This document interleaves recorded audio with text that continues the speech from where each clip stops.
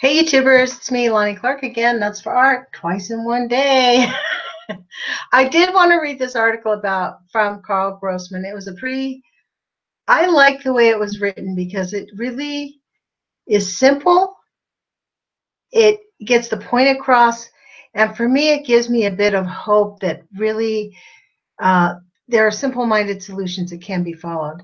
I had to take my contacts out because they were really bugging me, which means I'm going to have to do the goofy two-sided because I do not have I can't stand the bifocals, so I just wear double glasses.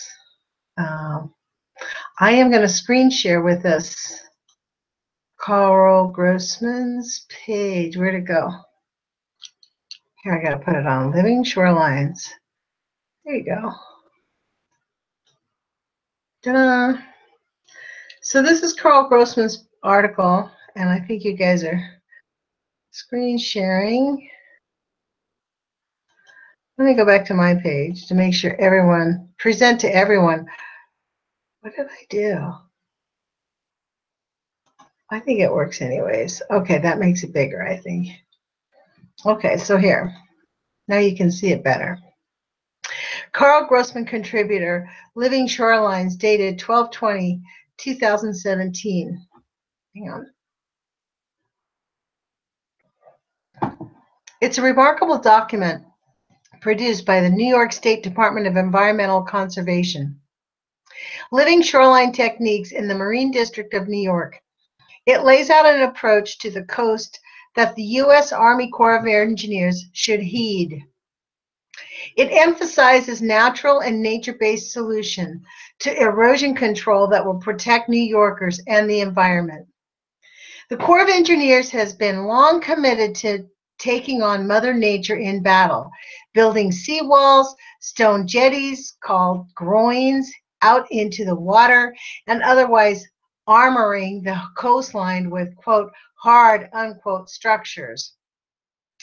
But the DEC quotes its commissioner, Basil Sagos, as saying in a statement last month accompanying the plan, the recent severity of hurricanes Harvey, Irma, and Maria, and the destruction left in their wake underscores the critical importance of New York's Living Shorelines guidance.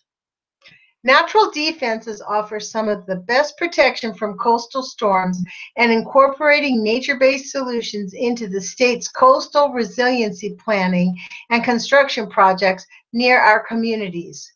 Using natural solutions is part of Governor Cuomo's vision for more resilient coastlines, better prepared to withstand the impacts of severe storms and to protect New Yorkers. The DEC statement then goes on to declare that the state's guidance encourages the appropriate use of natural shoreline protection measures in place of hardened or man-made approaches to coastal erosion controls.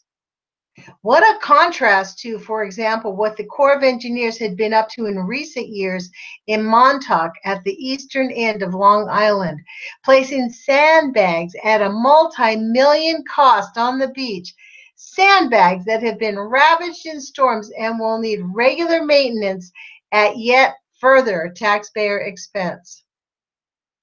And the Corps is still pushing its Fire Island Inlet to Montauk Point project for Long Island to dump massive amounts of sand along 83 miles of the island's south shore at now a cost of, wow, $1.16 billion. This plan was first hatched when I got into journalism in Long Island back in 1962. Then the price tag was a small fraction of the $1.16 billion and got combined with Robert Moses' scheme to build a 4-lane highway, the 35-mile length of the Fire Island Barrier Beach. Fortunately, he was stopped, and a Fire Island National Seashore was created in 1964, and the magical communities and wondrous nature of Fire Island not paved over. But the Corps of Engineers, with some moderation, continues on with its plan more than 50 years later. The document is available online at www.dec.ny.gov/lands/40/lands/40/40.html. Quote, purpose and scope, unquote, open its page for its 47 pages. Okay. The purpose of this guidance, it says, is to A, encourage appropriate use of living shorelines in place of hardened approaches for erosion control, because living shorelines offer greater habitat and ecological value than hardened shorelines and revetments. B, to encourage, where appropriate, modification of existing shoreline erosion control structures into living shorelines. C, to promote a consistent approach to permit application evaluations for living shoreline techniques.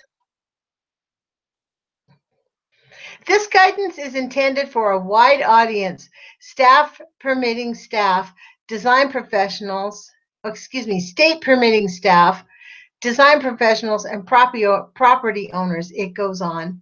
In Suffolk County government, town board and town trustees have a special responsibility to read through the plan and follow its guidance. There's a preference for the shoreline to remain in its nature state as much as possible, it says. Living shoreline projects that mimic the natural environment are preferred over hybrid options that utilize structural components. Projects should try and emulate the natural coastline process of the areas before options with structural components are considered, unquote. Leaders of environmental organizations are thrilled with the approach. Stuart Gruskin, Stuart Gruskin, Gruskin, Chief Conservation Officer at the Nature Conservancy in New York, says, "We commend the DEC for promoting natural solutions to better protect New Yorkers and our state's valuable shorelines.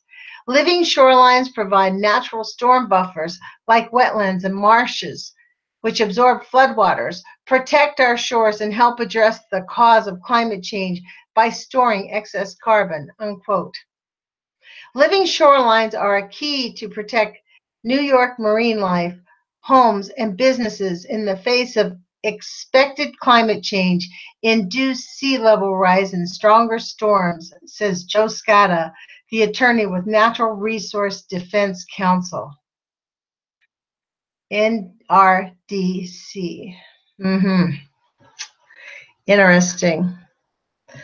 So, I just want to bring that to you guys. This, to me, gave me a bit of hope that the government agencies are actually beginning to say, hey, we need to stop building fake walls that don't actually work and stop wasting billions of dollars. I don't know how long that's going to last in the current administration, and hopefully he won't be there for too long. I don't know about you guys, but I'm coming out January 20th with my signs. No doubt this one, peace on earth. So put your courage feet on. We'll talk to you guys tomorrow. I'll be around. Ciao.